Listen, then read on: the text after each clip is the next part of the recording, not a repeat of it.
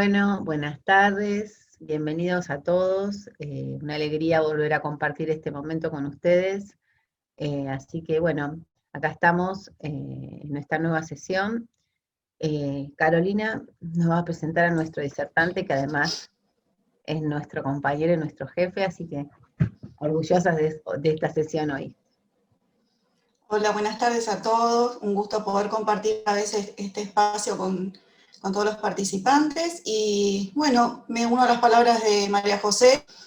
Un gusto poder presentarte una vez más, Raúl, en una actividad donde vamos a aprender seguro, acostumbrados a la calidad de tus presentaciones. Así que bueno, sin más, el doctor Raúl Álvarez del Rivero es especialista en diagnóstico por imágenes. Es docente SAEU, director del curso anual de ecografía en medicina interna de la sociedad. Un currículum acotado para todas las cosas que hace y que hizo el doctor, pero bueno, lo dejamos ahí. El tema es ecografía multiparamétrica en el manejo de la esteatosis hepática no alcohólica, que es lo que debe hacer el ecografista. El doctor nos trae una propuesta, así que te escuchamos, Raúl. Tu espacio. Bienvenido.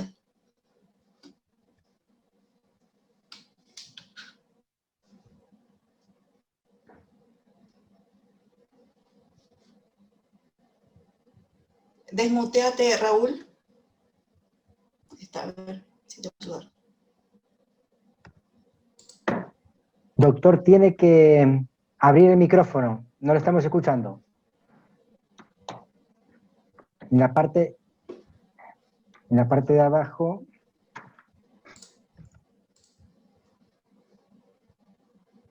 Ahí está, ahora sí. Perdón por...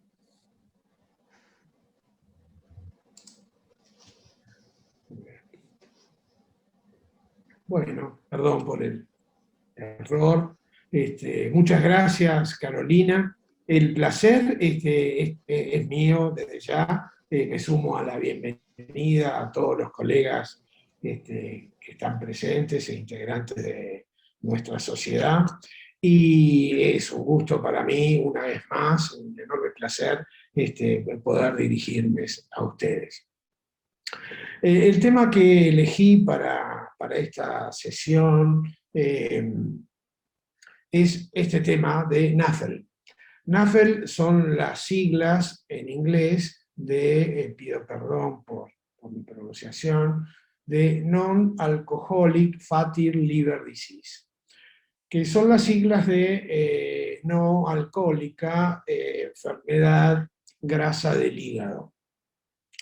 Y ecografía multiparamétrica se refiere a el uso de las distintas herramientas que la ecografía actualmente nos brinda, no solo en el diagnóstico, sino también en la evaluación de la enfermedad, en la asignación de un pronóstico y en el monitoreo del tratamiento. Y he elegido esta patología porque con algunas diferencias la enfermedad grasa del hígado representa hoy en día la principal causa de enfermedades crónicas del hígado, con una prevalencia en casi todos los países que varía entre el 20 y el 30%, así que más en los países industrializados, donde algunas enfermedades endémicas, como las hepatitis virales, han sido dominadas y entonces han dejado de permanecer en la lista de hepatopatías crónicas. Pero con estas variaciones que le dije de prevalencia, más o menos un cuarto de la población mundial parece NAFLD.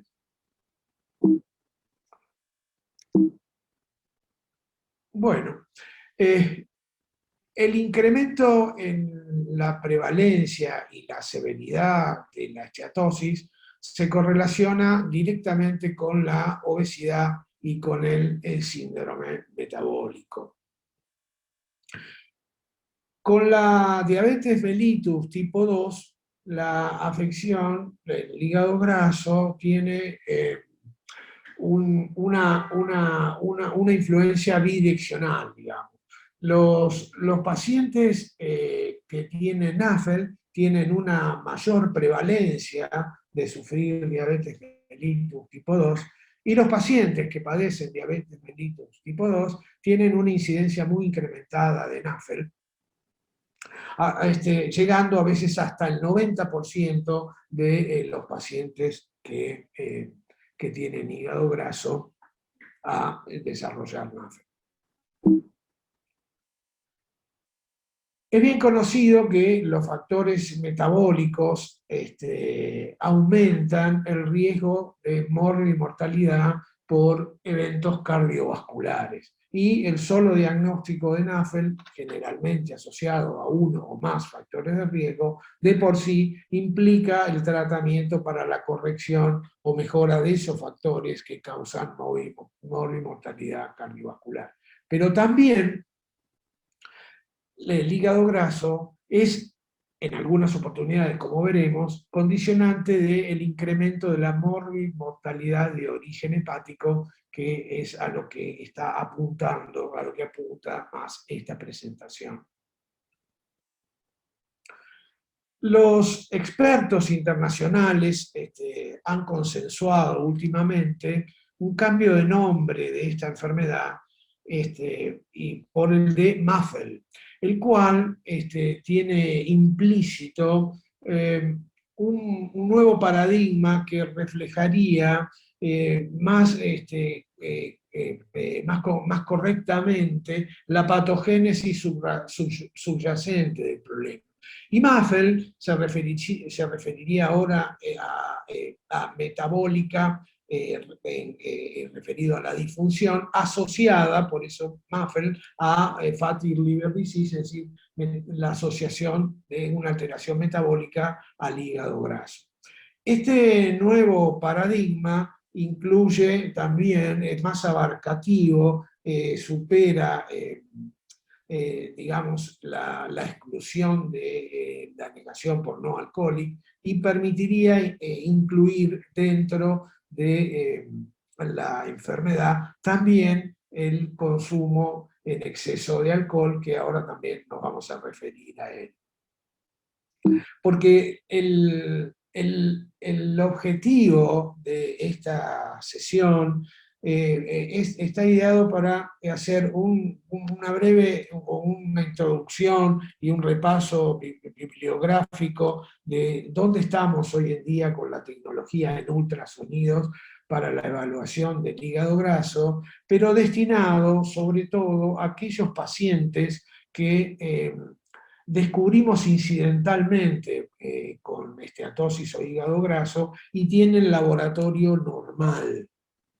Situación esta que todos aquellos que hacen ecografías en centros asistenciales de mediana complejidad o consultorios particulares y que no se dedican a los centros que no se dedican a la alta complejidad de las enfermedades del hígado, la viven a cotidiano, dada la enorme prevalencia que tiene esta afección en la población. Y la idea es proponer cómo debemos estudiar estos pacientes y qué es lo que debemos realizar. NAFLD es una enfermedad que tiene una naturaleza progresiva que está bien establecida y que abarca un espectro histológico bastante variado. Todo lo que pasa clínicamente, anatomopatológicamente primero y clínicamente después, obedece a cambios histológicos que son los que condicionan las alteraciones que después van a desencadenar los cuadros clínicos de la enfermedad. Y ese espectro de desarrollo abarca desde el reemplazo o la aparición de grasa dentro de los hepatocitos, al cual puede seguir un proceso necroinflamatorio o de hepatitis. Los intentos sucesivos de reparación desencadenan fibrosis del parénquima hepático y finalmente la fibrosis condiciona el desarrollo de cirrosis, lo cual implica lo que ya todos sabemos. Y este proceso que parecería así secuencial y paso a paso, como lo hemos relatado, en realidad no sucede así. Algunos pacientes, y no se sabe por qué algunos pacientes pueden desarrollar las formas graves de NAFLD que involucran el proceso necroinflamatorio, la aceleración de la fibrosis y finalmente la cirrosis.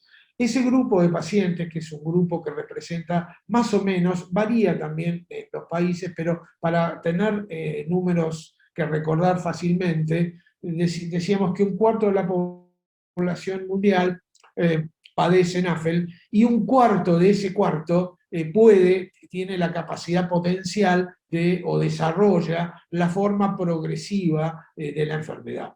Ahora, esta enfermedad progresiva tampoco tiene un curso igual en todos los pacientes. Hay pacientes que tienen una aceleración de la progresión de la enfermedad y hacen todo el cuadro y mueren por las complicaciones que les suceden en la afección de su hígado, y hay otros pacientes que la evolución, aunque grave, es menor. De todas maneras, como les dije, en los países industrializados, el incremento en la prevalencia de esta enfermedad y de las formas graves es tal que ya estos pacientes están ocupando el primer lugar entre las etiologías que condicionan como tratamiento el trasplante del hígado.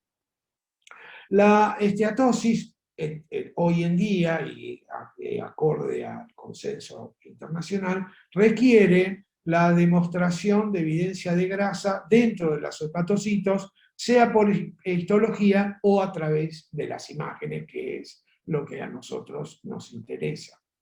También, como requisito de NAFLD, es la ausencia de consumo de alcohol en exceso. Después, al final, hablaremos a qué nos referimos a un consumo de alcohol en exceso.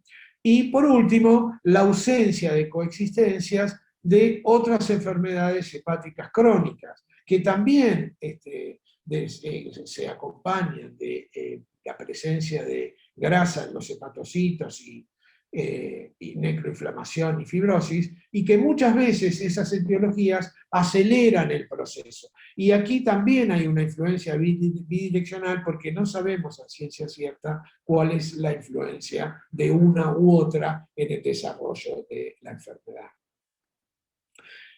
Desde las imágenes, los pacientes, la esteatosis hepática puede ser evaluado con las distintas técnicas de imagen que contamos actualmente, como son la resonancia magnética, la tomografía computada y la ultrasonografía. Todas ellas son idóneas en el diagnóstico de esteatosis, pero nosotros hoy nos vamos a referir exclusivamente a la ultrasonografía, porque ese es el tema que nos compete. Y en el primer paso, y lo que representa lo más numeroso de la enfermedad, es lo que podemos llamar la esteatosis simple o la esteatosis no muy agresiva, aquella que cursa sin síntomas y que es como se presentan los pacientes que he elegido como ejemplo para el objetivo de esta charla.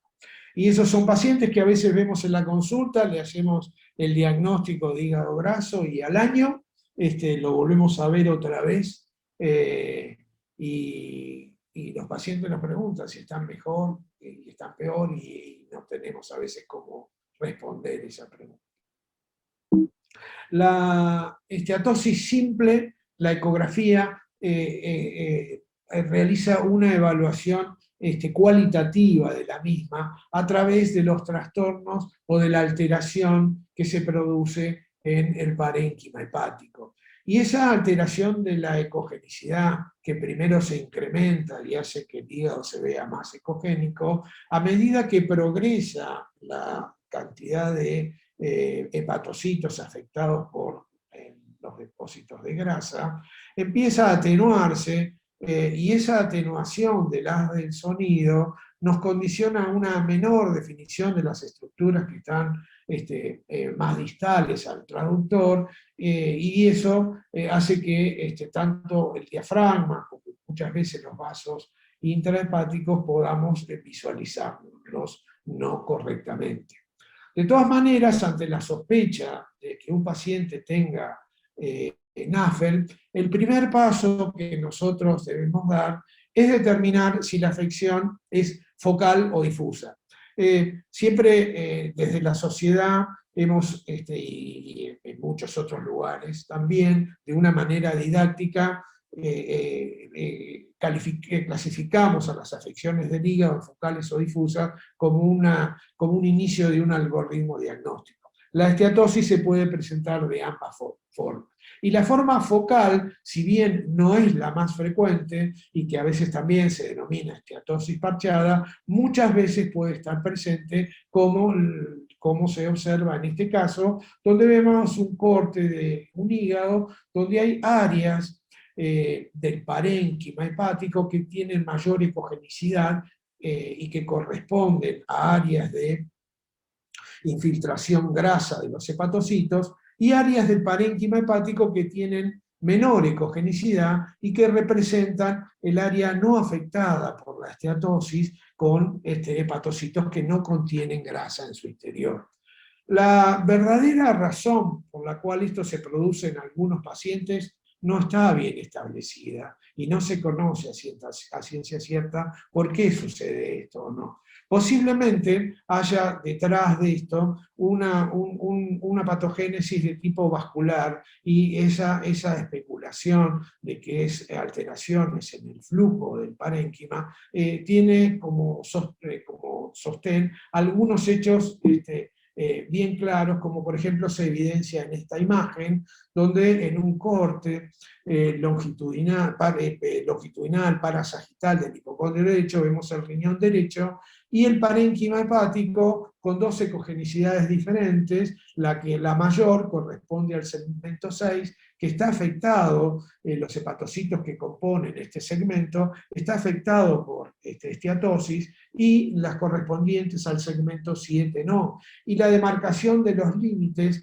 es claramente una demarcación vascular. Ambos segmentos, el 6 y el 7, están irrigados, obviamente, como ustedes saben, por ramas diferentes de la vena porta, y eso explicaría en cierta medida esas diferencias en la afectación, que a veces, como en este otro paciente, no solamente es segmentaria, sino que es lobar. Fíjense que el lóbulo derecho está más ecogénico que el lóbulo izquierdo, y la línea de división, si bien no es muy nítida como en el ejemplo anterior, se demarca perfectamente bien siguiendo la línea de Cantrier o la línea de proyección de la vena suprahepática media, que como ustedes saben es intersegmentaria, interlobar en este caso, y determina el límite del lóbulo derecho del lóbulo izquierdo del hígado.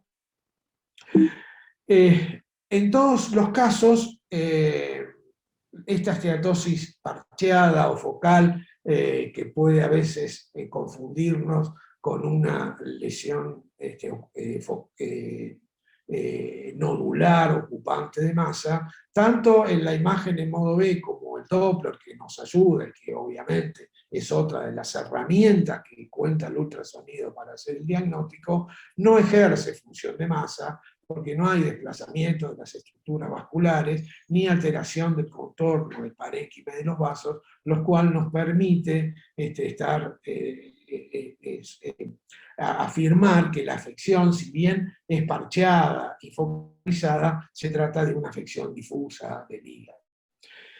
Y lo contrario, como se muestra en este ejemplo, son todas las fotos pertenecen a la misma paciente, donde vemos que cercano a la rama izquierda de la vena porta, se ve un área hipoecogénica que adopta una forma pseudonodular, que uno podría pensar que es una imagen nodular, pero que en realidad es un área de parénquima indemne en el contexto de infiltración grasa de los hepatocitos en el resto del parénquima.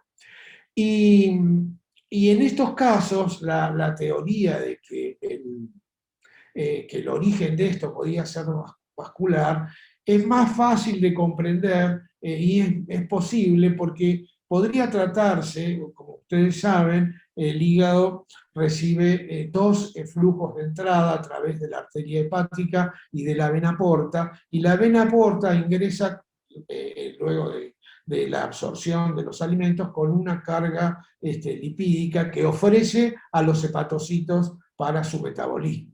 Podría ser que un tercer flujo, llamado el tercer inflow, un tercer flujo de ingreso, arribase a algún lugar independientemente de la vena porta, proveniente de lugares del aparato digestivo, el estómago, por ejemplo, donde la absorción de grasa no sea muchísimo menor y no condicione la oferta que se le ofrecen a los hepatocitos, y de ese modo esa zona que recibe ese flujo está más libre de grasa. Sea como fuere, esta forma de esteatosis es la menos frecuente, y la más frecuente es la esteatosis, la que llamamos difusa, aunque todos lo son, donde todo el parénquima hepático, de manera más o menos homogénea, se afecta en su totalidad. Y en donde la evaluación cualitativa que hacemos con la ecografía en escala de grises en modo B, nos permite, de acuerdo a cómo sean los trastornos de la ecogenicidad y cuánto de atenuación esté presente en la imagen que nosotros realizamos, en calificarla en leve, moderada o severa. Y en los distintos consensos de anatomía patológica, la histología sigue siendo el gold estándar no solamente de esta enfermedad, sino de todas las hepatopatías crónicas. Pero obviamente, como ustedes saben, la biopsia hepática, además de no ser un procedimiento exento de errores, es invasiva, y no es muy bien tolerada por todos los pacientes. Y tampoco hacer una biopsia hepática a un cuarto de la población mundial sería una estrategia impracticable.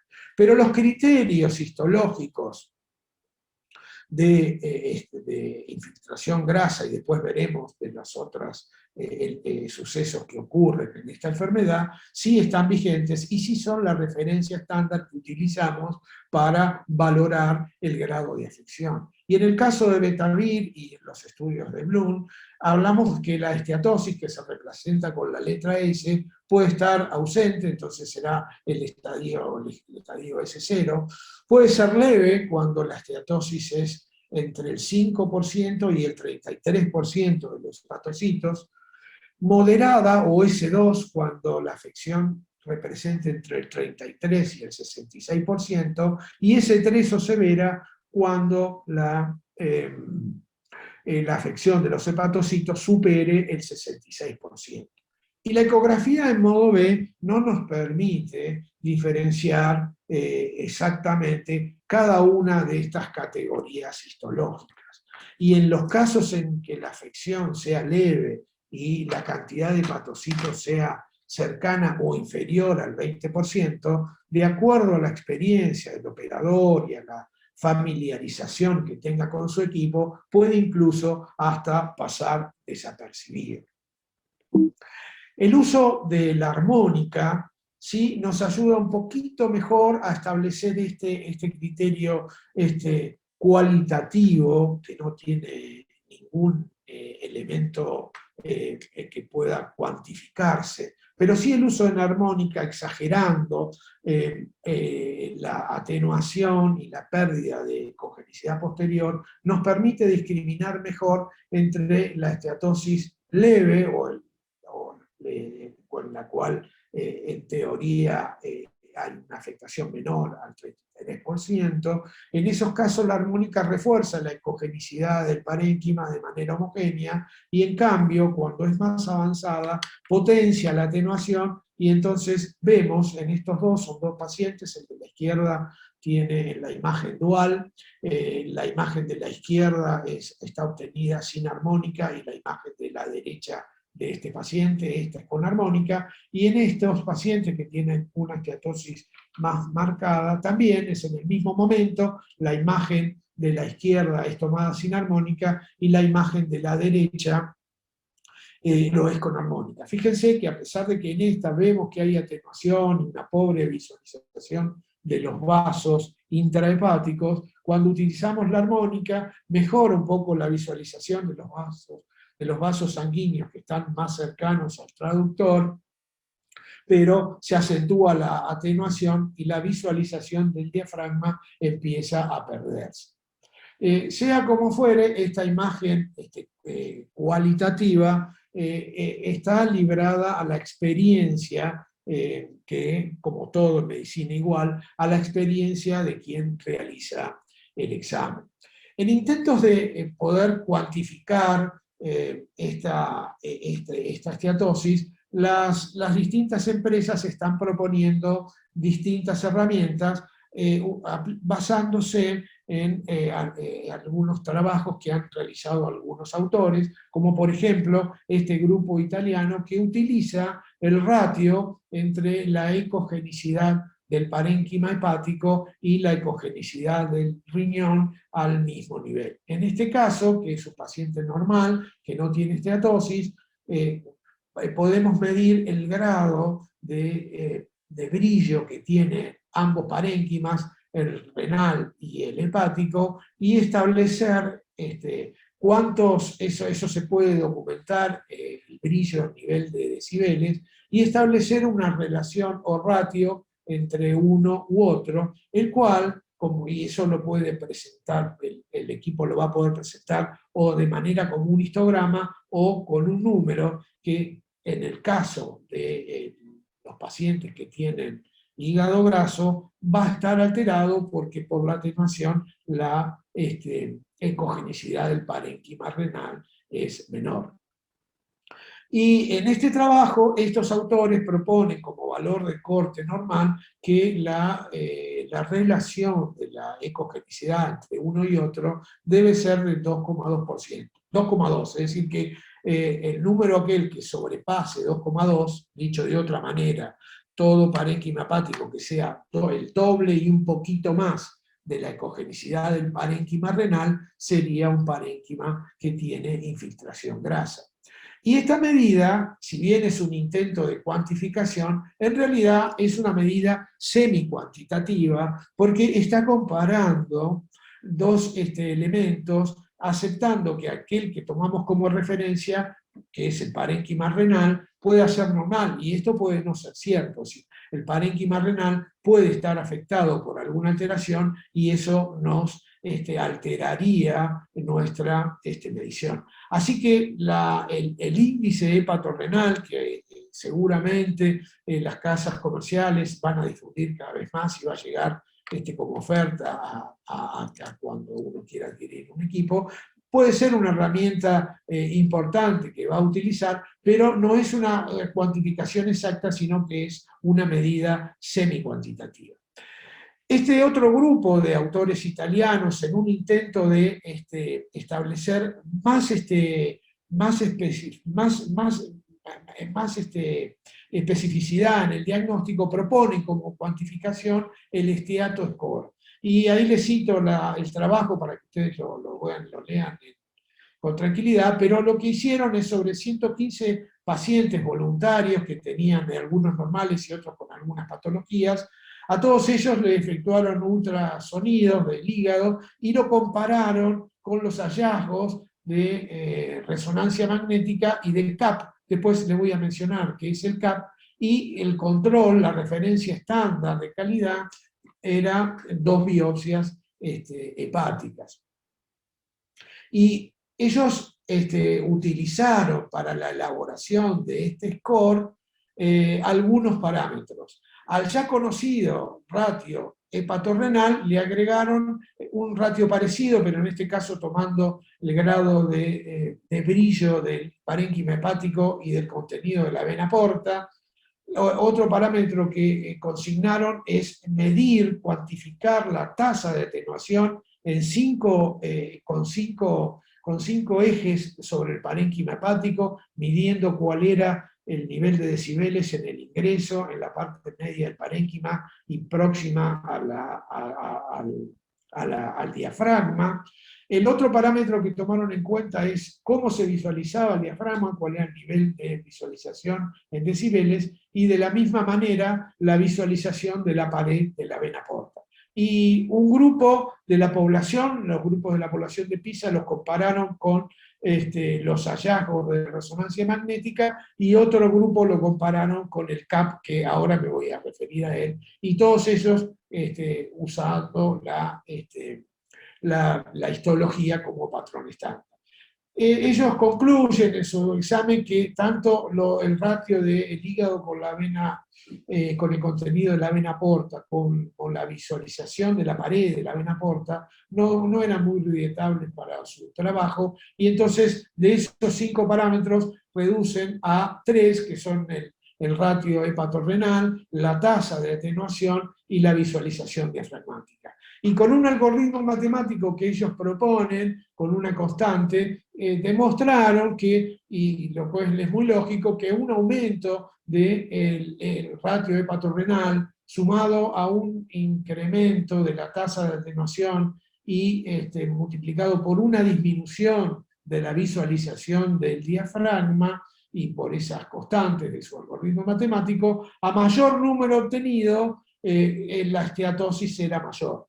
Y si bien determinaron algunos números que se correlacionaban con el grado de esteatosis, el cálculo es complejo, hay que tomar un clip de unos 5 segundos y remitirlo a un link que aplica el software. Esto realmente me parece que es un poco más difícil para la cuantificación de la esteatosis, y en realidad, según mi modesta opinión, tampoco es un elemento cuantitativo, sino que es algo más sofisticado que lo que vimos del índice hepatorrenal, pero también es un elemento semi-cuantitativo, en mi opinión. El CAP son las siglas en inglés, de atrás hacia adelante, de parámetro de atenuación controlado. El parámetro de atenuación controlado, eso sí es una medida de cuánto se atenúa un haz de ultrasonido conforme atraviesa el parénquima hepático. Y el CAP, nombrado así, no es un procedimiento de imágenes.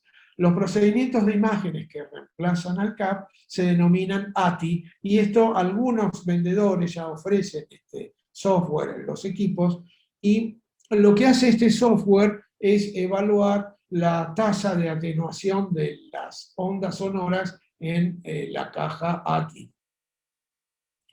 Y la caja ATI, como vemos acá, el software nos presenta la imagen de manera dual, con la imagen de la izquierda en el modo convencional o el modo B, y la imagen del lado derecho tiene sobreimpresa la caja ATI que está codificada en colores. Y el software decide qué áreas, por ser alteraciones focales muy claras, deben ser excluidas del análisis.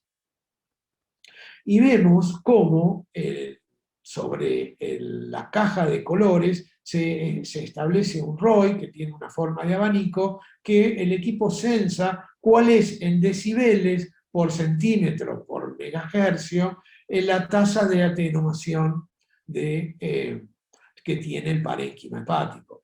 Y si esa tasa de atenuación es bajo, quiere decir que no hay atenuación, que el ultrasonido transcurre por el parénquima de manera normal, y no hay atosis hepática. El R al cuadrado 0,92 es el control de calidad que propone el fabricante como medida de control de calidad de lo que nosotros realizamos.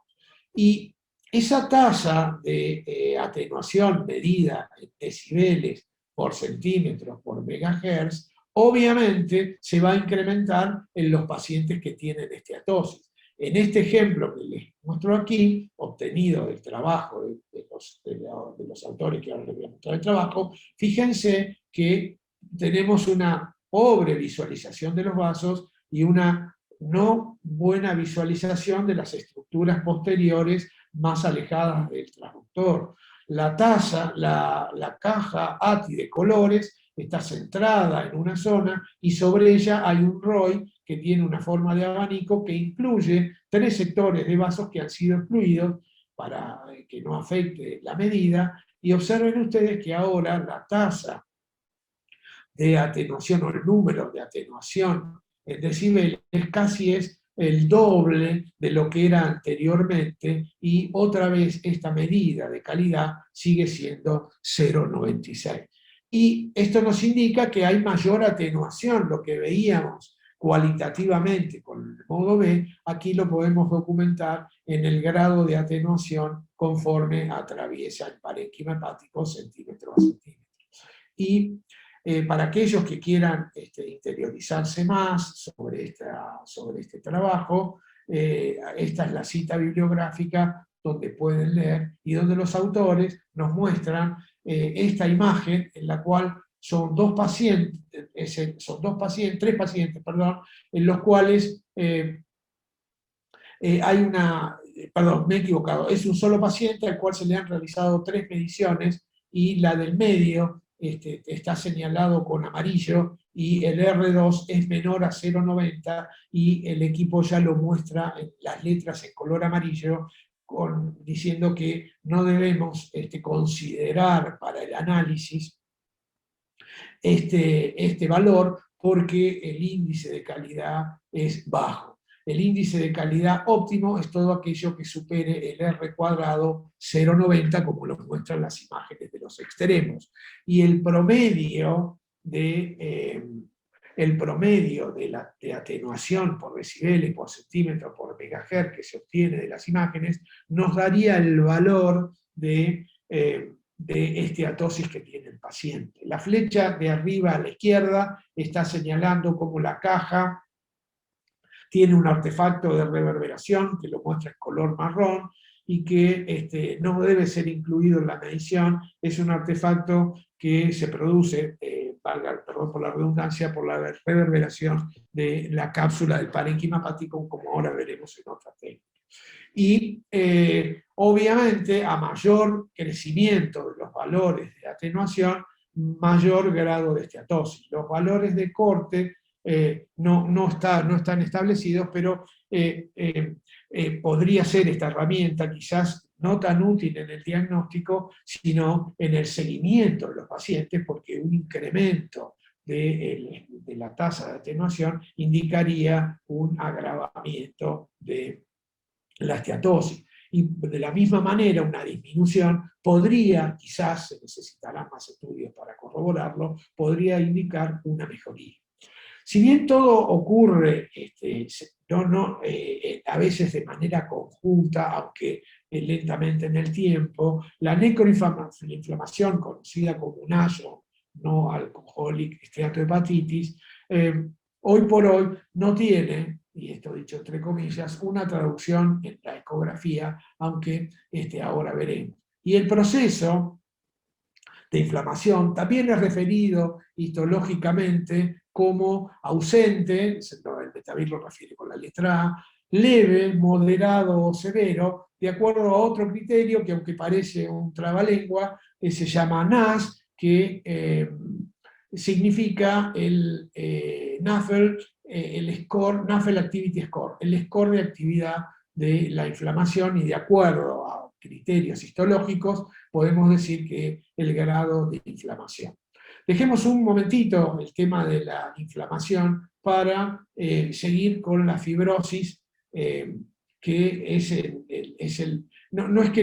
el intento del organismo de reparar el daño que produce la inflamación. Y esa fibrosis, en la medida que progresa, lidera los cambios que son responsables de la alteración final, que es la cirrosis del parénquima hepático. Y también el Metavir la califican 0 si hay ausencia, en leve F1 moderada, F2, F3 si es severa, para finalmente marcar la cirrosis como F4. Y si nosotros pudiésemos, con algún procedimiento, no ajustarnos exactamente al Metavir, lo cual parecería ser no posible, sino que pudiéramos segmentar este nivel de afectación del parénquima hepático en lo que se refiere a la fibrosis, discriminando entre la ausencia o una leve fibrosis. Una fibrosis moderada o severa, pero que todavía no llega a cirrosis, que llamamos significativa, y por últimamente cirrosis, estaríamos dando un paso muy grande para poder categorizar correctamente a nuestros pacientes. Y en eso la ultrasonografía sí creo yo que va a aportar mucho en el diagnóstico de eso. Empecemos por el final. En el diagnóstico de cirrosis utilizamos criterios muy conocidos que básicamente tratan de demostrar la nodularidad del parénquima hepático por la presencia de los nódulos de regeneración. Ya no vamos a hablar de eso, que es por todos ustedes conocido. También el Doppler, como otra herramienta, nos puede brindar elementos que nos hagan sospechar en qué nivel de esta propuesta estratificación nosotros estamos. Tanto de la forma color como el Doppler espectral o el Power Angio aportan sus imágenes en el diagnóstico de la hipertensión portal. Bueno, cuando aparecen los signos de hipertensión portal, como se ve ahí, de inversión del flujo sanguíneo, fíjense, la vena porta, como se inscribe claramente el flujo en azul, demostrando que se aleja del transductor. O cuando hay repermeabilización de la vena umbilical, que es una de las primeras derivaciones portosistémicas, ya la hipertensión portal está muy evolucionada. Estos signos son expresión de que ya la cirrosis ha afectado mucho la resistencia periférica, y por eso el flujo no puede progresar y busca otra vía de escape. Pero ya este criterio, esta herramienta hemodinámica de valoración del hígado, nos muestra a la cirrosis en un periodo avanzado. Y no es esto los criterios que nosotros estamos buscando. Pero sí la valoración de los flujos de entrada, tanto de la vena porta como de la arteria hepática, como lo muestran estas imágenes, nos pueden aportar datos que, si bien son muy inespecíficos, y no tienen una alta sensibilidad, cuando están presentes nos pueden orientar a calificar a los pacientes. Y ellos son la medición del índice de resistencia de la arteria hepática, y ven una arteria hepática que debemos aprender a reconocerla como un aumento de la intensidad de la señal color dentro del patrón color de la vena porta, porque quisiéramos verla separada, pero muchas veces la vemos, la vemos superpuesta la mayoría de las veces.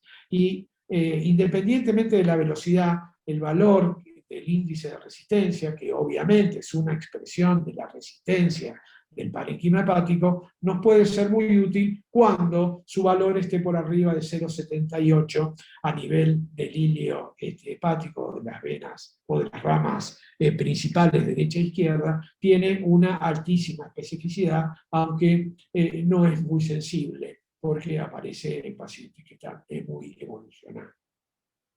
También, como otro signo, es la disminución de la velocidad de la vena porta. En este caso, vemos a la vena porta con el flujo dirigiéndose hacia el parénquima, y obviamente si el flujo encuentra, recuerden que la presión, la hipertensión portal, es el aumento de la presión en los vasos portales, y la presión se rige por la ley de Ohm, es decir, flujo por resistencia. Y si la resistencia aumenta, la presión va a aumentar, y por ende el flujo va a disminuir en su velocidad.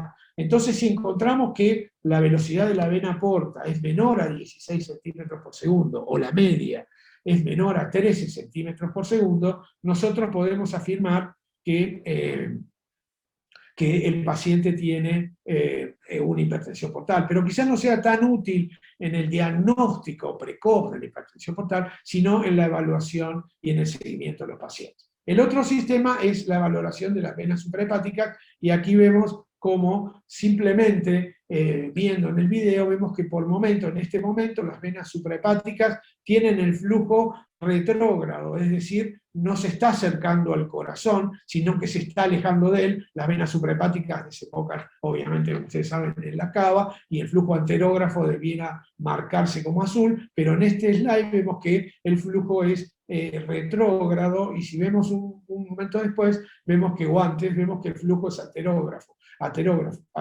y eso cíclicamente lo hace durante todo el ciclo cardíaco, y si lo vemos en un espectro, nos representa este gráfico tetraflexional, donde cada una de esas ondas que componen el espectro obedecen a un evento que sucede en el corazón. La letra A se correlaciona con la contracción auricular, y como no hay válvulas entre la aurícula derecha y la vena cava inferior, la presión se transmite directamente a los vasos suprahepáticos. La S es sístole, la B es el cierre valvular y la D es la diástole ventricular, y todos son eventos en los cuales el cambio de la presión dentro del corazón hace que se escriba este parámetro. Y ya desde hace 30 años, estos autores ingleses, Farran y May, propusieron un sistema de evaluación de la onda A como referencia del grado de distensibilidad del parénquima hepático.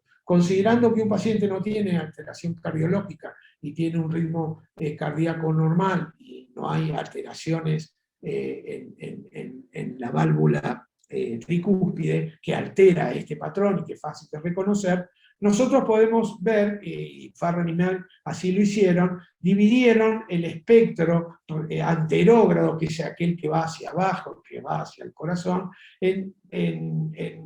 a la mitad, al 50%.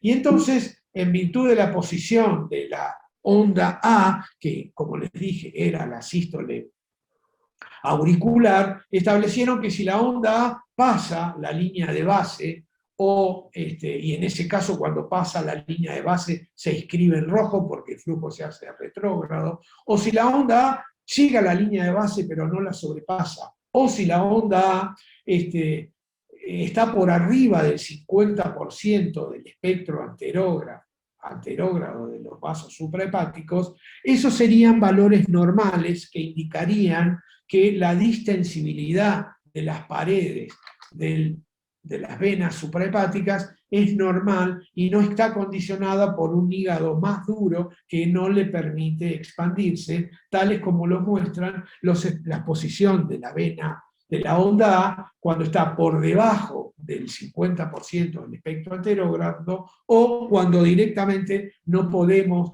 reconocer el flujo y ese flujo es todo homogéneo, todo anterógrado, lo que llamamos dampening del flujo, y eso no nos permite distinguir la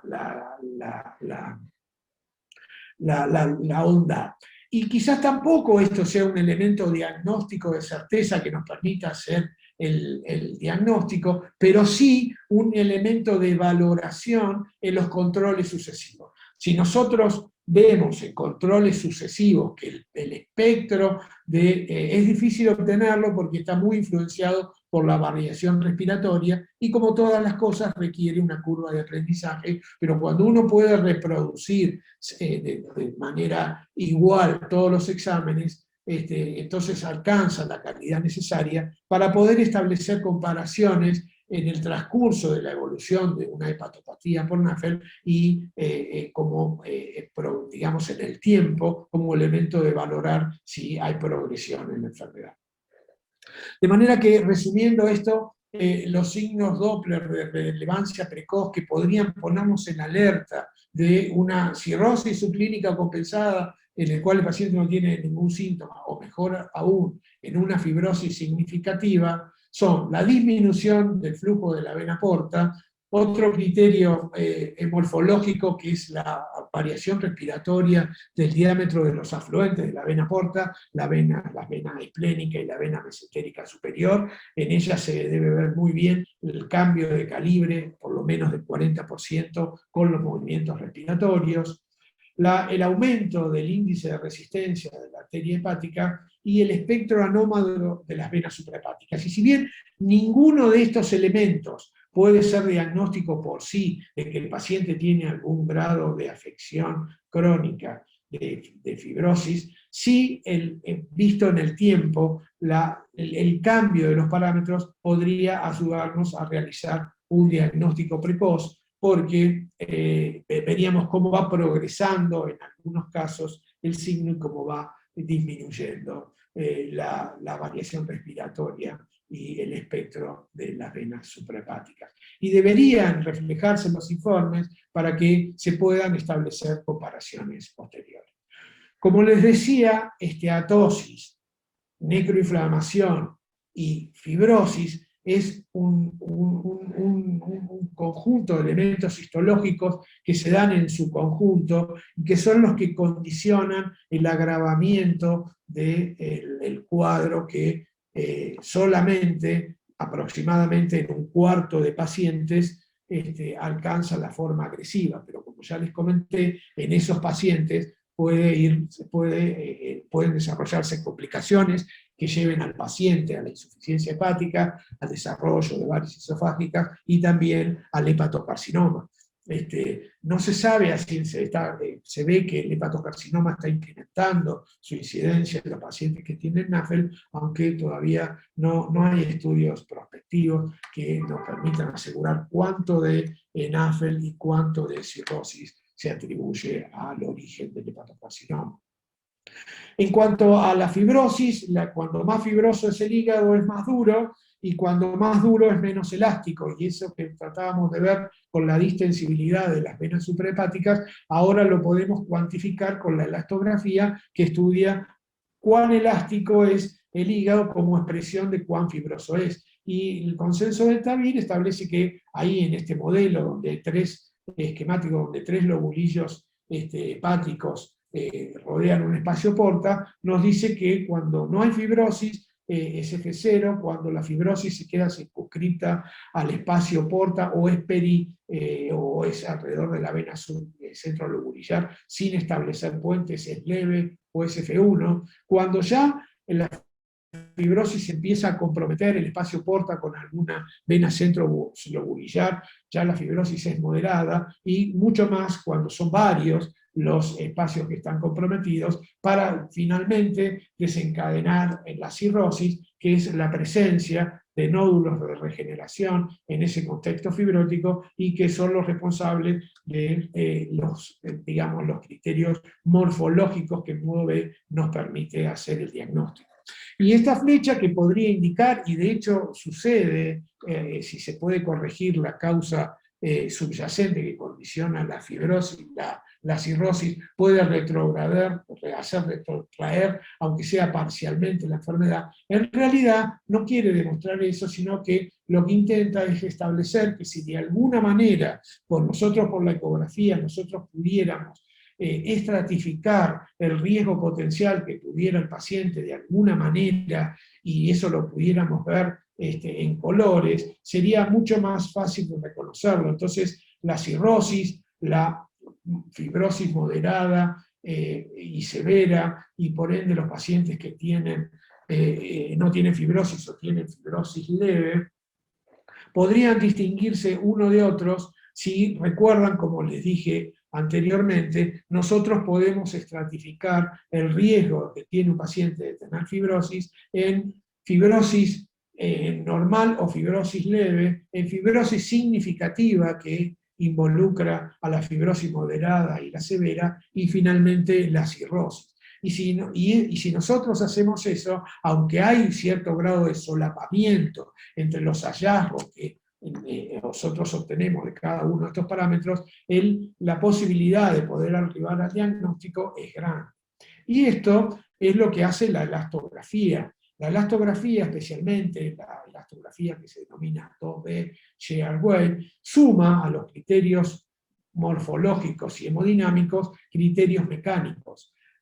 El traductor genera en un lugar que nosotros elegimos una onda de radiación acústica que a su vez desencadena la propagación de ondas de sonido de dirección transversal o shear wave. Y esas ondas, como toda onda, tiene una velocidad que puede medirse en metros por segundo.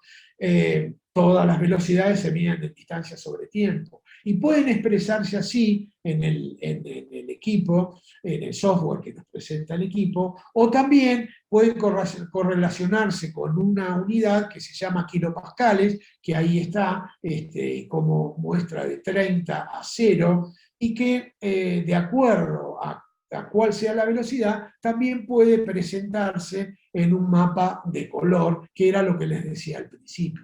Y entonces veremos que cuando las velocidades sean bajas, el shear wave, las ondas de transmisión sean bajas, estaremos ante la fibrosis leve o ausente, porque las ondas sonoras de desplazamiento transversal, la velocidad es proporcional a la dureza del parénquima.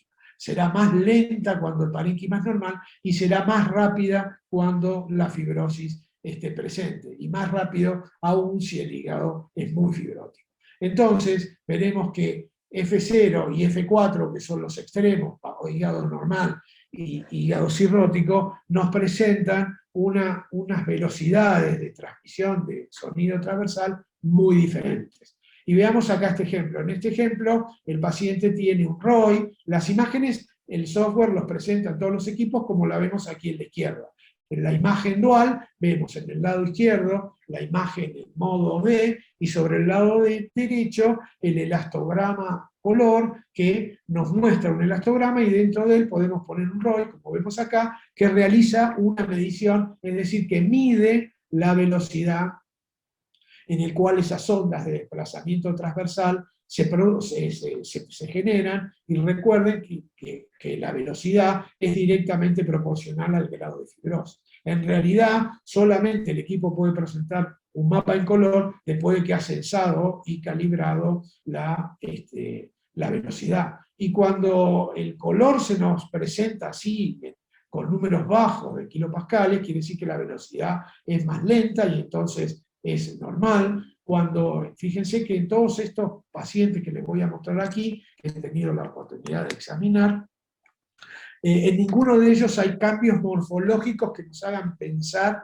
que este paciente pueda tener fibrosis. Y en estos casos en particular tampoco estamos hablando de hígados esteatóxicos, sino de hígados normales. En este segundo paciente la velocidad ha aumentado, y en el elastograma, sin medirlo, ya vemos que es diferente, hay un contraste que se va marcando, y que también es mucho más significativo en estos pacientes que ya tienen cirrosis.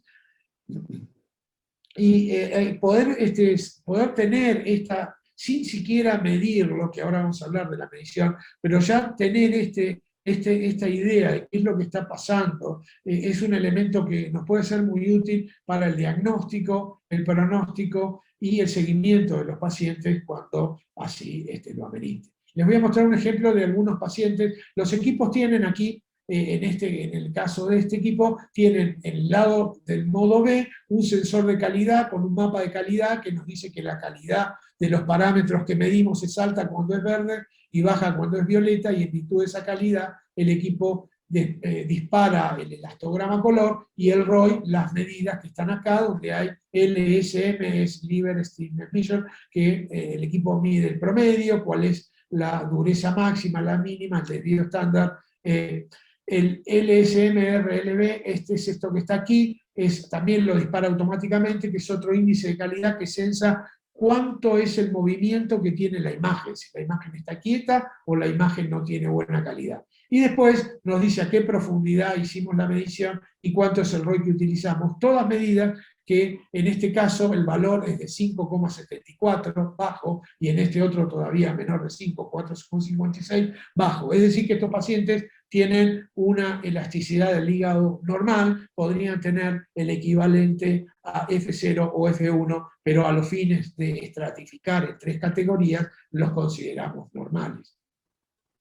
Y así, como se muestra abajo, se ve aquí cómo el equipo nos muestra cuál es el promedio que va a censar después de 5 mediciones, que es lo que se requiere para que obtengamos un valor. Y en este caso sí les muestro un paciente que tiene esteatosis con grado 2, en el cual la medición de las velocidades no se ven afectadas por la esteatosis y sí por la fibrosis. Tampoco la medición de las velocidades se van a ver medidas por la necroinflamación. Y en este otro paciente vemos que a pesar de que hay un incremento en los valores promedios de la elasticidad, todavía estamos dentro del rango de normalidad.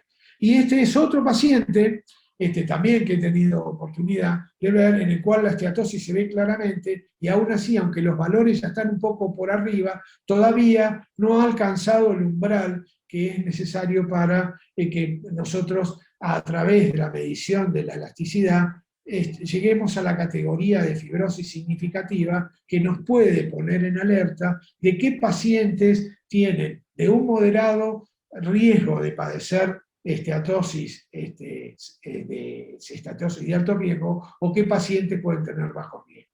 Y estos autores proponen, estos autores australianos, demuestran en este trabajo cómo la obesidad y la esteatosis no modifican las mediciones de la elastografía, y los invito a que lo lean.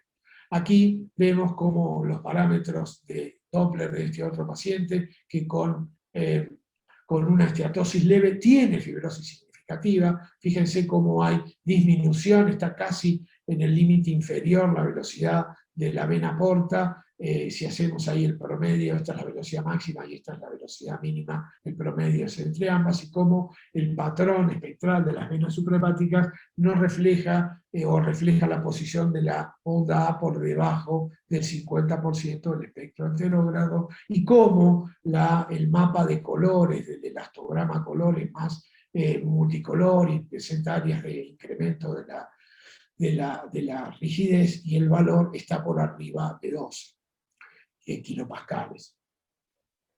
Y esos valores están estratificados, están, digamos, ahora reglados por lo que se llama, precisamente, valga la redundancia, la regla del 4. Entonces consideramos que los valores son normales cuando un paciente tiene 4 kilopascales, 8 es la presencia de fibrosis significativa, 12 es cirrosis clínicamente compensada, y 16 es posibilidad del desarrollo de hipertensión portal y varices esofágicas. En este último, creo que es ya finalmente el último, este grupo de autores estadounidenses nos muestran cuál es la eficacia que tiene la elastografía como marcador en la diferenciación de pacientes de bajo riesgo de realizar la forma agresiva de esteatosis o de alto riesgo de realizar la forma agresiva, y proponen, utilizado también para la transilastografía, estratificar a los pacientes en virtud de la elastografía en pacientes de bajo riesgo cuando la dureza del hígado de esos pacientes esté por debajo de 8 kilopascales, y de alto riesgo, y seguir otro algoritmo, cuando el paciente tenga más de 8 kilopascales. Las instituciones que se dedican a evaluar pacientes de alta complejidad, que se dedican a evaluar pacientes con hepatopatías crónicas y ofrecen tratamientos de trasplante, ya tienen sus propios algoritmos de cómo estudiar a estos pacientes. El objetivo de esta presentación es dirigirnos al grupo de todos los colegas que integran nuestra sociedad y que trabajan en, a lo mejor, instituciones de menor complejidad, en hospitales a lo mejor del país donde no hay servicios de patología, o simplemente en sus consultorios.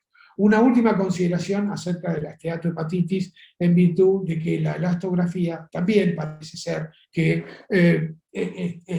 podría ser útil en la evaluación del grado de necroinflamación de la lesión, como tienen a sugerirlo estos autores japoneses, que primero hicieron experimentos con el uso de la elastografía en animales de laboratorio, y después presentaron un trabajo clínico en el cual demostraron que la dispersión, y este es un concepto que quizás me excede, pero que voy a tratar de resumir lo mejor que pueda, la dispersión de la imagen, que es como la curva de atenuación de las ondas sonoras, de las ondas de shear wave que se producen luego del estímulo, van cambiando la pendiente de su progresión, y esa disminución de la pendiente de progresión sería no una expresión de la elasticidad, no estaría condicionada por la fibrosis, que sí nos marca la elasticidad, sino por la viscosidad, que la viscosidad es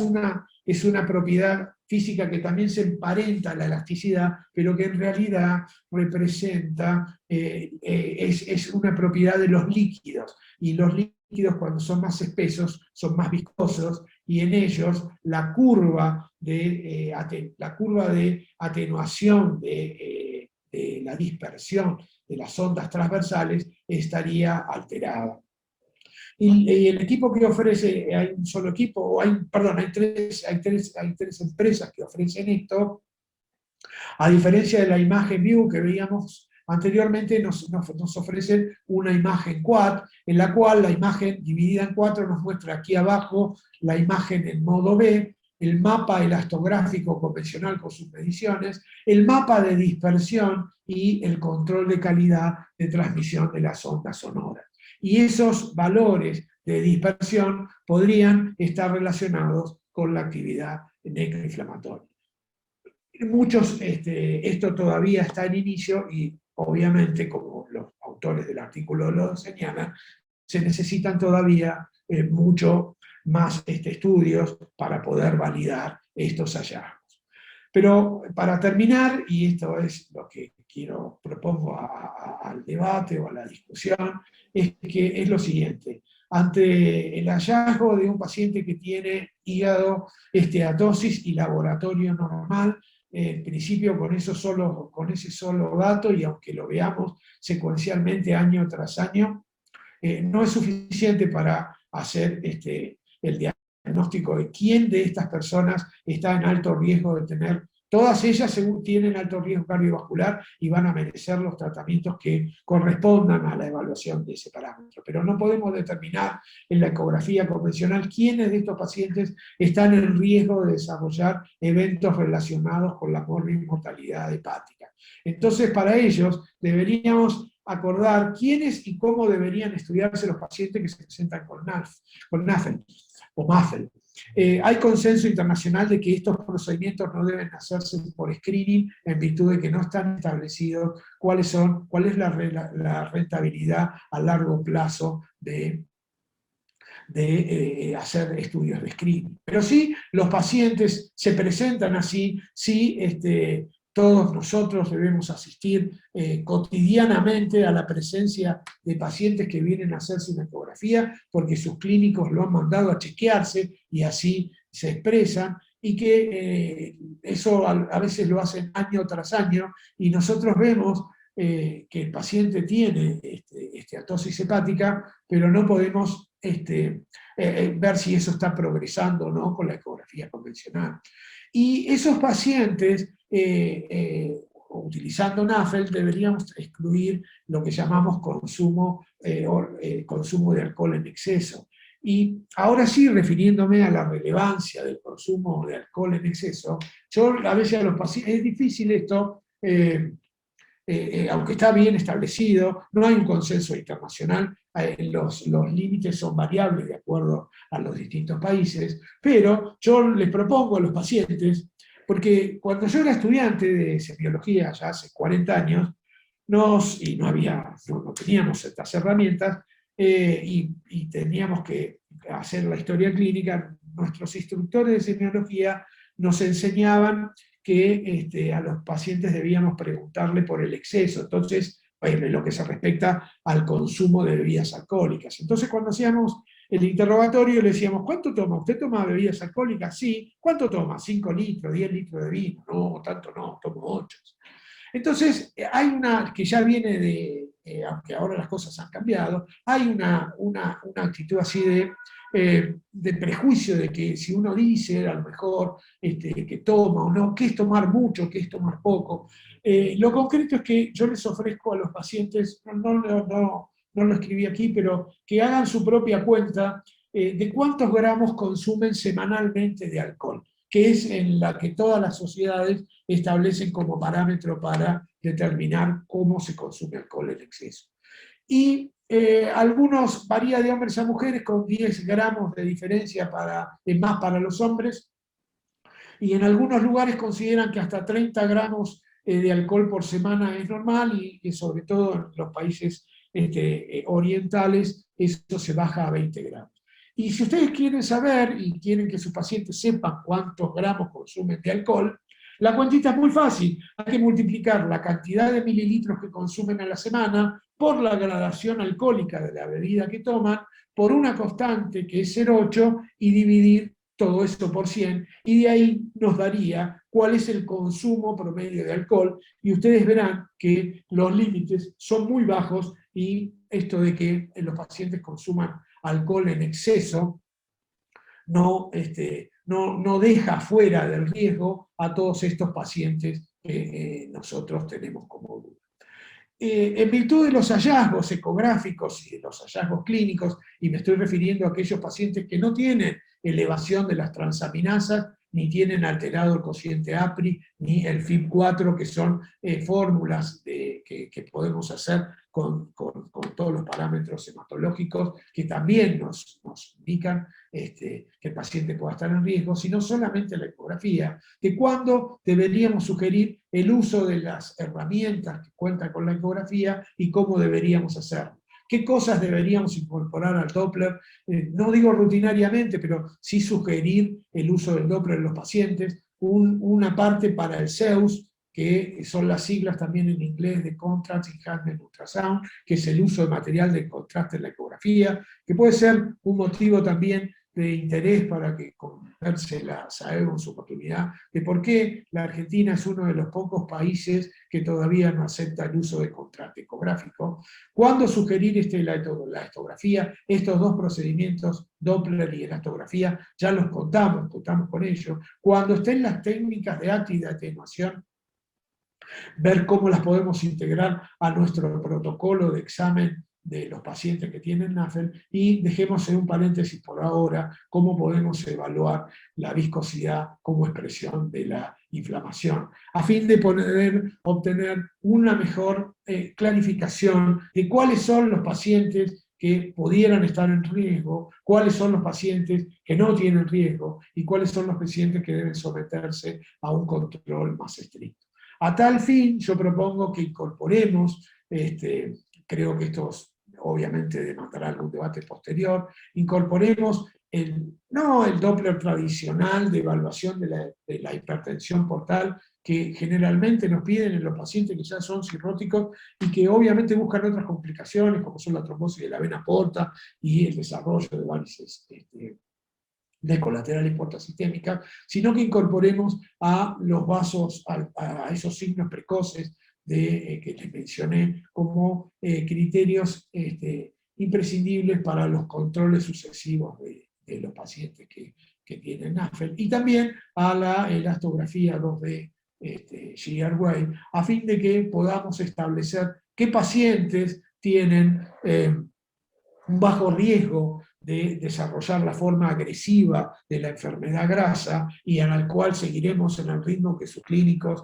lo tenían, de una evaluación anual y también relacionado a la comorbilidad cardiovascular. De aquellos pacientes, podamos distinguirlo, de aquellos pacientes que tienen alto riesgo de desarrollar la forma inflamatoria y fibrótica, para que a esto sí intensifiquemos semestralmente el control, para que si estos parámetros, tanto Doppler como mecánicos por la elastografía, se incrementan en el transcurso de los meses, podamos remitir a estos pacientes al lugar correspondiente para que se efectúe el tratamiento adecuado, y reservando la biopsia para aquellos pacientes que así lo ameriten.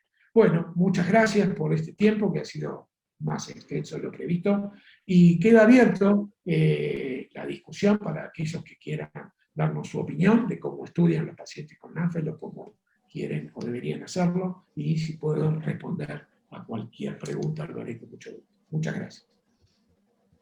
Bueno, muchas gracias a vos, Raúl, una excelente explicación, claro, ordenado, para poder abarcar todos los conceptos que uno tiene que ir incorporando.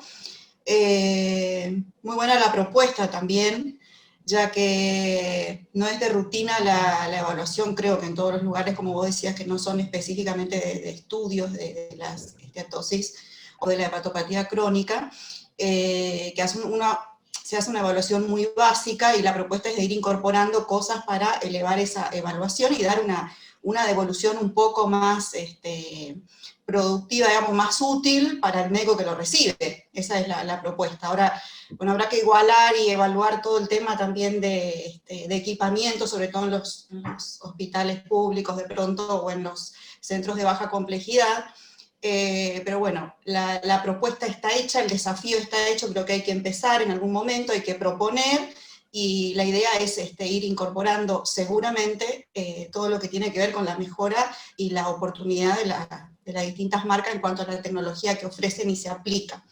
Así que, bueno, dicho esto, hay unas preguntas, Raúl. Bien. A ver si puedo responder. Si hay una inicial, que es una de las primeras que se hizo, que si bien no es el objetivo de la charla, me parece, pero bueno, te la menciono porque está hecha, es si hay algún parámetro para evaluar por TAC o resonancia la esteatosis parcheada, sobre todo en pseudonodulares. Bueno, yo sé que pero más la resonancia magnética puede, con un software especial, no tengo experiencia yo en este tema, pero la resonancia magnética tiene, con el software especial que mide la espectroscopía grasa, tiene una sensibilidad grande y puede estratificar bien la cantidad de grasa que tiene cada sector que así se determine. De esa manera puede, en lesiones focales, determinar cuánta grasa posee esa lesión. Y la tomografía computada también. De todas maneras, me parece que el valor, no sé si entiendo bien la pregunta, pero el valor de diferenciar una afección difusa de una afección focal está en caracterizar mejor el efecto de masa, que más que el contenido de grasa que pueda tener una lesión, en el caso de que se trate de lesiones focales. Y también la tomografía computada, la resonancia, nos muestran la distribución así geográfica o parcheada de la esteatosis cuando es focal, porque obviamente también eso aparece en los otros exámenes.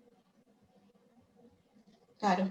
Gracias. Hay otra pregunta que dice, ventaja que tiene el ATI sobre la elastografía, la relación. Bueno, yo no tengo experiencia con ATI porque no he tenido oportunidad de manejar ese software todavía, no tengo ese software, pero por lo que he leído y les he mostrado, es una medida de cuantificar la esteatosis. El ATI, que es el resumen de imágenes de atenuación, atenuación imaging, es la sigla en inglés, solo nos mostraría cuál es el grado de esteatosis que tiene un paciente.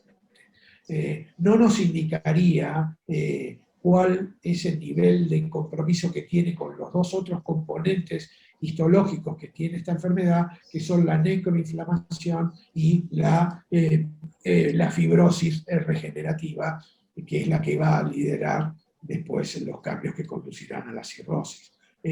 Todos esos parámetros que he tratado de presentarlos de manera sincrónica y separada, en realidad ocurren todos juntos. Y cuando los pacientes desarrollan la forma agresiva. La mayoría de los pacientes, 75% de los pacientes, no desarrollan la forma agresiva. Desarrollan la forma simple o la forma blanda, la forma no agresiva, en el cual solamente tienen esteatosis. Y esos pacientes tendrán incrementado su riesgo cardiovascular, pero no la morbimortalidad por eventos hepáticos. Los pacientes que tienen incremento de la morbimortalidad de lesiones hepáticas son aquellos que desarrollan la forma agresiva. Y la forma agresiva tiene los 3 componentes y el ATI solo mide o mediría, estratificaría mejor el componente de esteatosis, de presencia de grasa dentro. No sé si con eso lo respondí.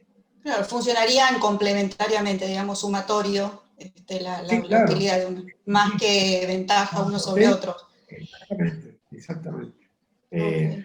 Lamentablemente el alto riesgo de los pacientes no se asocia. Uno tendería a pensar que los pacientes tienen esteatosis grado 1, si las condiciones generales no mejoran, pasarán al estadio de 2 de esteatosis, es decir, que se infiltrarán más hepatocitos, y si las cosas no mejoran, pasarán al estadio 3. De hecho, sucede así, es decir, cuanto más lípidos se acumulen en los hepatocitos, más posibilidad hay de que la esteatosis sea más avanzada. Pero esa progresión no necesariamente culmina con el desarrollo de necroinflamación y fibrosis después. Esa necroinflamación y fibrosis se pueden presentar aún en los estadios leves y moderados de esteatosis. No se sabe por qué algunos pacientes desarrollan la forma agresiva y otras no. El hecho de que estudiemos a todos los pacientes y todo sea interdisciplinario y aportemos cada vez más datos que permitan caracterizar mejor a la enfermedad, va a permitir conocer un poco más de esta enfermedad, y cuando se podrá entonces probar con algunos tratamientos, porque encima tampoco hay un tratamiento farmacológicos destinados específicamente para tratar esta enfermedad que hayan probado éxito definitivamente aún. Claro, desmute. Perdón, Raúl, cuando hablas de ATI, ¿te estás refiriendo al programa del CAP? ¿O el CAP es otro software que se utiliza en el FibroScan? El CAP es la técnica que es como llaman a lo mismo, pero en el FibroScan, para hacerlo... Claro, y en el ShareWave es el ATI. El FibroScan es un aparato que no es un aparato de imágenes, es un aparato que sensa ultrasonidos, pero de una manera gráfica. Las imágenes, ShareWave y el ATI, son imágenes que se incorporan como software a la ecografía convencional, lo cual, aparte de no ser influenciadas por la obesidad, que sí ocurre con otras técnicas no ecográficas, tampoco son influenciadas por la presencia de ascitis, no es el caso pero son procedimientos de imágenes que nos permiten evaluar, porque lo estamos visualizando, cuáles son las zonas que estamos evaluando concretamente del parénquima hepático, evitando tumores, masas o cualquier alteración del parénquima, que no podemos hacerlo si la determinación se hace a ciegas. Por eso creo que las técnicas estas que comparten los principios que tiene el FibroScan como la medición de manera unidireccional de la elasticidad, y el CAP, estas imágenes son, digamos, la versión incorporada a los equipos de imágenes que mejoran la calidad de la explicación. Raúl, la doctora Elisa Gancedo, nuestra querida Elisa del Hospital Muñiz, la doctora, pregunta, primero te dice muy clara la presentación, te agradece, y quiere saber si alguien ya utiliza el ATI. Tiene entendido que hay equipos que lo tienen. Ella menciona en particular equipos Toshiba, dice, y bueno, si alguien tiene experiencia, está preguntando. Bueno, no lo sé. Sí, efectivamente, las empresas que ahora que tienen este equipo son Canon ahora, que es quien reemplaza a Toshiba, Supersonic, que es una empresa francesa, y Philips. En esas empresas hay en este momento, yo no he tenido oportunidad de manejar esos equipos, pero hay oferta de software ATI, pero vieron cómo son estas cosas. Posiblemente con el transcurso del tiempo vayan incorporándose otras empresas a ofrecer estos software. Y con respecto a lo que vos decías del hospital público y los hospitales, yo toda mi vida he trabajado, hasta que me he jubilado el año pasado, he trabajado en hospitales públicos, soy defensor de la salud pública, creo que la medicina tiene que llegar a todos los ciudadanos de nuestro país. Y la única manera de que logremos que quienes tengan que tomar las decisiones en la compra del equipamiento más adecuado es que nosotros tengamos toda la información y el mejor desarrollo posible para que la medida que seamos consultados, que generalmente es poca, sin hacer de esto ninguna consideración de ninguna índole que no sea exclusivamente médica, pueda ayudarlos a la elección del mejor equipo y que se adapte mejor a las posibilidades diagnósticas. Porque cualquier inversión, y esta es una frase que no me pertenece, no puedo citar a quien la escuché, pero la voy a repetir, aunque no pueda citar a su autor, cualquier inversión, cualquier gasto, si lo quiere ver de esa manera, que se realice en un equipo, es ínfimo en comparación a la inversión o gasto, si lo quieren ver en términos de gasto, que se requiere para formar el recurso humano. Así que yo creo que el recurso humano, a pesar de las limitaciones, de hecho yo no he podido manejar ningún equipo con ATI todavía, pero la técnica, el software existe, y más temprano que tarde seguramente va a llegar a nuestras manos también. Ok, gracias. Te voy a hacer dos preguntas en una. Por un lado preguntaban en qué caso se indica o se sugiere comenzar a estudiar con elastografía, y la otra es el tema de la edad, que dice que cada vez más frecuente en niños y jóvenes. ¿Qué opinión tiene de la incidencia en esa edad? Como NAFLD está relacionado con la obesidad, y como la obesidad infantil está incrementándose en todo el mundo de Occidente, la presentación de NAFLD en niños y adolescentes es cada vez mayor. Con eso te respondo, creo que en la segunda parte de la pregunta. Con respecto a la primera parte, la elastografía, yo creo que debe usarse rutinariamente en los pacientes, y eso es lo que les propongo, en los pacientes que diagnosticamos NAFLD. Hay otras etiologías que causan hepatitis crónica, el consumo de drogas, el abuso de algunas drogas sociales, los quimioterápicos, obviamente las formas crónicas de las hepatitis, hay algunas, la cirrosis biliar primaria, o algunas enfermedades autoinmunes. Hay muchas causas de hepatopatías crónicas donde el uso de la elastografía podría colaborar en el diagnóstico primero, después en la evaluación, en la determinación del pronóstico y en la evaluación del tratamiento.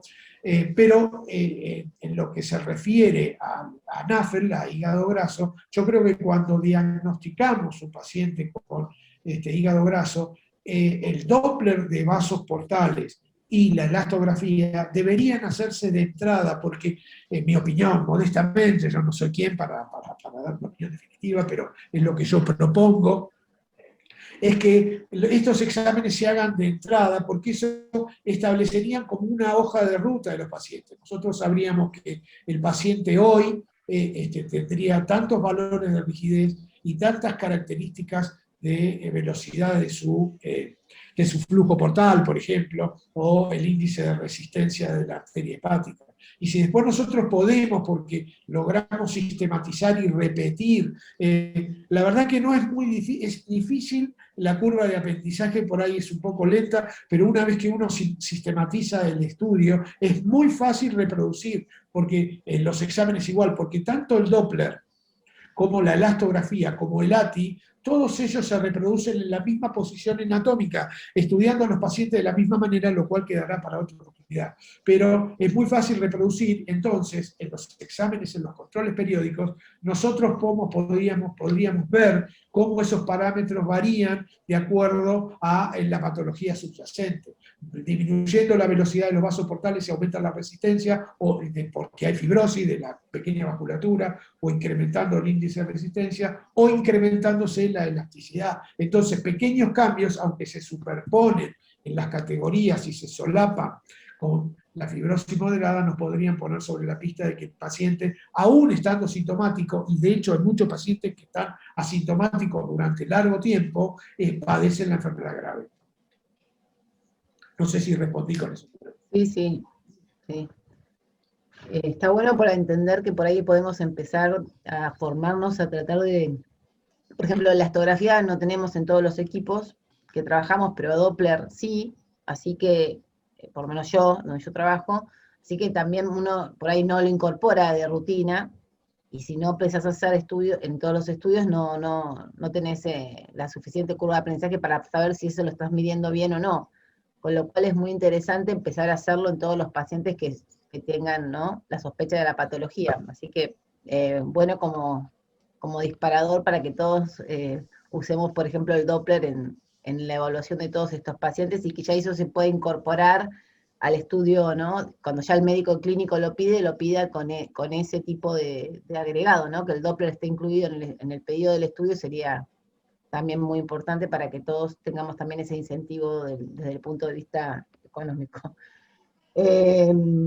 Así que nada, buenísimo, me encantó la clase, muy clara como siempre, Raúl. Acá tengo otras preguntas, te la digo. ¿El alto índice de masa corporal no afecta el resultado en el shareware, pero en el elasto de transición sí? Sí, exactamente así es. De hecho, no voy a hablar de algo que no realizo, pero la elastografía de transición para los pacientes que tienen alto índice de masa corporal utilizan un traductor especial que lo llaman XL. Un dispositivo, no es un traductor, un dispositivo especial que llaman XL, porque con el dispositivo común los pacientes que tienen esteatosis no pueden, que tienen obesidad no pueden ser evaluados. Eso no ocurre con Shareware. No podemos establecer bien la ventana donde se produce la isonación focal para que genere ondas transversales, el tema de la obesidad no es un obstáculo para realizar elastografías con 2D. Bueno, y acá hay otra pregunta también de la doctora Pileu, que pregunta, con los métodos no invasivos, ¿la biopsia hepática quedaría para la fibrosis de alto riesgo o cuando no puede excluirse por otros métodos? En el caso de NAFEL, en el caso de que el paciente tenga esta etiología, sí, los pacientes que reservaríamos la biopsia para aquellos pacientes que no pueda establecerse el diagnóstico o tengan otra comorbilidad hepática que agrave la lesión, y entonces de esa manera pueda establecerse claramente cuál es el origen de la afección. Imagínense la importancia de contar con herramientas que no sean invasivas, no para el diagnóstico, porque una fibrosis, una biopsia hepática, bueno, tiene sus riesgos, pero no podemos, creo que es difícil evaluar a los pacientes de manera sucesiva con biopsias seriadas, porque eso es muy traumático para los pacientes. Entonces, estos métodos son inocuos. Estamos hablando de software de ecografía que serán más caros o menos caros, que serán más o menos accesibles, pero no son más que software de ecografía, la cual, independientemente de las cuestiones económicas, que bueno, no vamos a hablar de eso, pero están disponibles fácilmente al alcance del equipo, son bien aceptados por los pacientes y son inocuas. Es un Doppler de ecografía que cuando uno se familiariza y se pone rápida y está ya ha aprendido a manejarlo, el examen se hace rápidamente, no demora mucho tiempo. Así incluso, Raúl, podríamos pensar también que el volumen de parénquima hepático que nosotros evaluamos con una biopsia es mucho menor que el que estamos evaluando en el caso de usar la elastografía por Shareware. Bueno, mucho más por ahí con bueno, la si ustedes, resonancia. Entonces es más el volumen que podemos evaluar. sí, si ustedes revisan la bibliografía van a ver que entre, digamos, los elementos que le cargan a la biopsia como elementos negativos, aparte de también estar la variabilidad del patólogo, porque el hecho de que la patología sea muy específica no significa que todos los patólogos lo son, está lo que se llama la falta de muestreo por el volumen de la muestra. Una biopsia hepática bien hecha, con el cilindro adecuado, representa más o menos una en 50.000 avas partes del hígado. Es decir, que a pesar de que todas las condiciones sean excelentes, y como a veces la esteatosis, en este caso que estamos evaluando, y el compromiso necroinflamatorio y fibrótico no es homogéneo, la fortuna puede hacer que la biopsia asienta sobre un lugar que tiene menos afección, y en ese caso se estaría subvaluando el grado de lesión. En cambio, con las imágenes nosotros podemos modificar la posición de los ROI, crear distintas ventanas, lo cual nos permite abarcar sectores del parénquima mucho más amplios. De todas maneras, debo decir que para todos estos procedimientos está arreglado una posición y una forma de obtener las imágenes y cómo tomar las mediciones siempre, o la medida que se pueda, en el lugar, más o menos siempre en el mismo lugar. Y eso está muy bien porque eso nos permite establecer comparación. Pero claro, vemos mucho más parénquima con imágenes que con una biopsia. ¿Y opinás que todos los nuevos métodos que están saliendo sobre la sobrecarga, de medir la sobrecarga de lípidos o la sobrecarga de hierro, ya sea por resonancia o por otros métodos, pueden aportar algo o no servirían demasiado para el pronóstico del paciente? Sobre resonancia no voy a opinar porque no tengo experiencia, no soy la persona más idónea para opinar sobre eso. Calculo yo que la resonancia también está aportando muchos avances también en la evaluación de la elasticidad del parénquima del hígado. Yo pienso, y espero que así sea, que las imágenes de atenuación y los scores hepatorrenales y todas estas nuevas cosas que proponen las empresas, que yo creo son medidas no cuantitativas, sino que son semi-cuantitativas, porque en realidad lo que miden hasta ahora, lo que miden es la atenuación del sonido expresada en decibeles. La intensidad del sonido que atraviesa las estructuras tisulares que nosotros insonamos se expresa en decibeles, y nosotros sabemos que cualquier estructura va atenuando la intensidad del sonido conforme progresa la onda, que después tiene que volver, así que la atenuación tiene ese circuito de ida y vuelta. Lo que censan estos software es la tasa de atenuación que se produce en el viaje de ida y vuelta de la onda sonora como expresión de la alteración subyacente del parénquima que está censando. ¿Se entiende eso?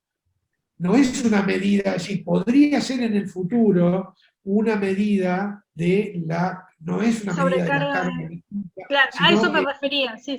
Sería una medida de la cantidad de grasa que hay en los hepatocitos. Yo no quise mostrar, pero los remito a los trabajos para que ustedes los vean, donde están todos los gráficos con los plots de los distintos grados de esteatosis y los distintos puntos de corte en media, percentilos 25 y 75 de atenuación del sonido según la cantidad de esteatosis que tengan esos pacientes. Y otra vez van a ver cómo existe en la elastografía, superposición entre las categorías histológicas y cómo hay solapamiento en categorías intermedias. Pero si uno ve esto más panorámicamente y ve los extremos y puede en el centro poner un cuadro significativo, entonces ahí la oferta de información es mucho más amplia y nos permite, si bien no relacionar exactamente con el grado histológico de nuestros hallazgos, con los software de ultrasonografía, sino que nos permite estratificar a los pacientes de acuerdo al nivel de riesgo. en que o no tienen, o tienen el extremo de mayor severidad, o están en una población intermedia. Y esos elementos creo que son muy útiles para poder evaluar, sobre todo de manera longitudinal, la evaluación de un paciente. Y de hecho es lo que sucede, porque a muchos, quizá muchos de ustedes, si trabajan en un hospital es más difícil, pero si trabajan en un consultorio, o si trabajan en una ciudad, tenemos muchos de nuestros colegas que trabajan en ciudades del interior del país, donde quizás a los pacientes lo ven todos los años. De hecho, yo trabajo en la ciudad de Cañuelas y hay muchos pacientes que los veo todos los años, y todos los años anteriormente me hacían la misma pregunta, sí, el médico me manda porque tengo esteatosis, ¿estoy mejor o peor? Y bueno, ¿y cómo sé si está mejor o peor? Creo yo que determinar por lo menos quiénes son los grupos de riesgo y utilizar todos estos software nos van a permitir ver si la afección evoluciona o no. Bárbaro, muchas gracias, Raúl. Y felicitaciones por la exposición, muy clara. Gracias. Bueno, muy no bien. quedan preguntas. No quedan preguntas, quedan felicitaciones. Acá Edgardo te manda una felicitación, que me la envió a mí, pero era para vos. Así que te dice que es excelente la presentación, el contenido, las imágenes, la bibliografía actualizada, te felicita. Yo agradezco a todos, siempre son muy generosos. Yo te pediría que las evite porque me da mucha vergüenza. Bueno, listo. Desde ya agradezco a todos, a todos los que me han enviado su afecto, son muy generosos conmigo, así que muchas gracias a todos. Bueno, entonces, bueno, bárbaro, entonces no te vamos a decir todas las felicitaciones, pero hay una cosa. Bueno, muchas gracias. Te agradecemos mucho, Raúl, que hayas aceptado participar, siempre para nosotras hace mucho que queríamos que participaras, ya lo sabés. Así que estamos re contentas de poder haber hecho esta sesión con vos. Sí, me robo el privilegio de que el honor es solo mío, porque participar con ustedes es realmente un honor, así que muchas gracias por haberme escuchado todo este tiempo. Bueno, muy bien. Gracias, Raúl. Chao. Gracias, Liliana. Buenas Gracias noches a todos. Buenas noches. Felicitaciones, María José, Carolina. Gracias. Esperemos, bueno, nos vemos el próximo miércoles, el segundo miércoles del mes que viene, que va a ser una charla sobre obstetricia, al que le interese, así que los esperamos. Es un taller sobre casos clínicos en obstetricia, que va a estar a cargo del grupo Medigen de Rosario, con el doctor Miguel Ariel, y va a tener correlación ecográfica con genética, así que muy interesante, así que los invitamos, agenden el que quiera, y los esperamos. Bueno, cuídense, nos despedimos hasta la próxima, y bueno, esperemos que nos encontremos un poco más aliviados en algunos temas, así que esperemos que sí. Un beso para todos. Bueno, buenas noches a todos. Muchas gracias. Buenas noches. Gracias, Martín.